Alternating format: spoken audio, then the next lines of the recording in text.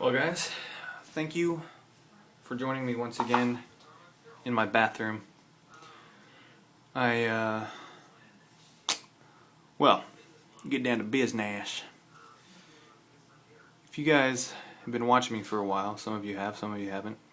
Those of you who have been watching me will remember when I last pimped, or last modified, customized this Emerson Commander.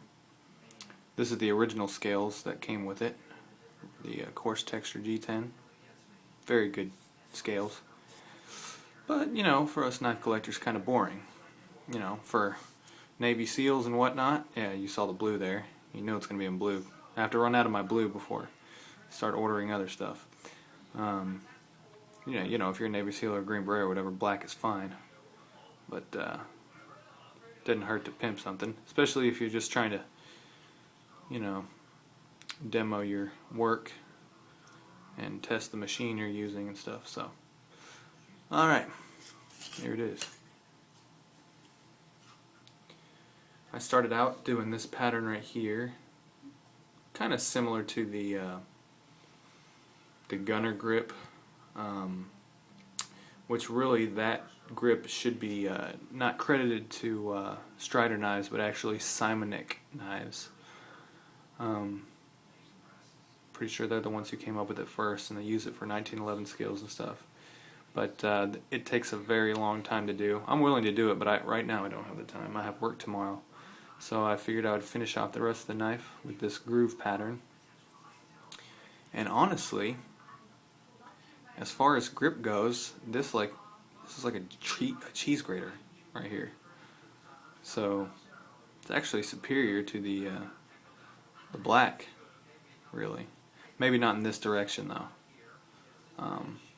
But you know, I can go in that direction if I need to. But you know, if the knife is going to slip, it's going to be slipping in a parallel motion. So I think this in this direction, it's very effective. I mean, it is incredibly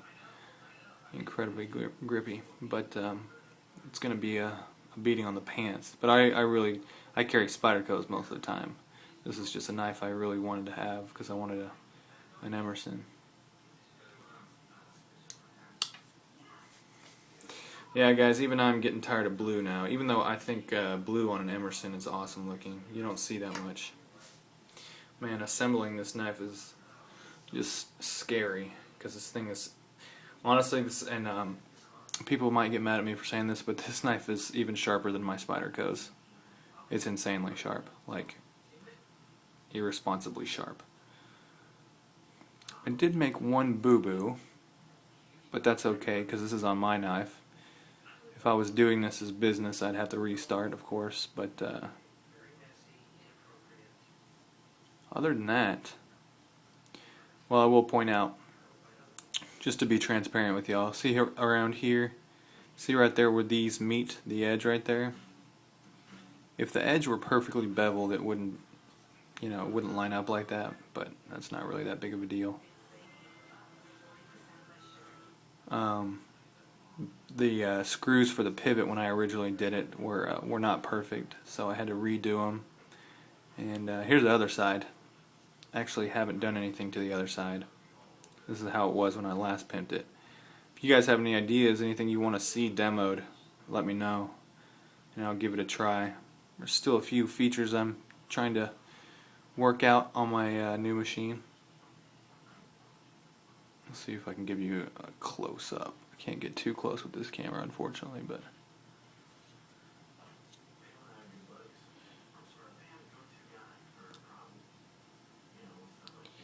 yeah, the finishing isn't perfect on this because really when I did it, I didn't have the right tools. I'm trying to find a bit that will do a chamfer around the edge, a nice symmetrical chamfer. This is pretty good. I did this by hand, and I think it looks pretty good, but really I'm demoing the pattern, the precision pattern. I really like it. This is grippy too, actually. I think if I did this throughout, it'd be super grippy and incredibly awesome looking, actually. Of course, if I was to do this again on, you know, if I was to do this on a customer's knife, I would start out by doing the pattern on the blank piece of G10, and then from there cutting out the piece of G10 to shape it to the shape of the knife. I'm thinking this right here, this pattern would look really good with a desert tan or something. Yeah.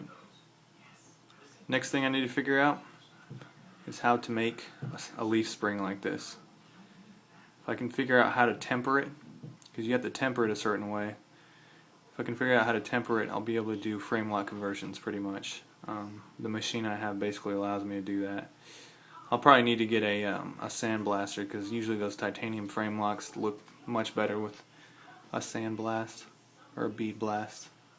Kind of that matte finish. This knife feels amazing. I haven't put the clips on yet. I'll do that and I'll show you guys what it looks like with the clip. But yeah, please give me some ideas for this other blank side.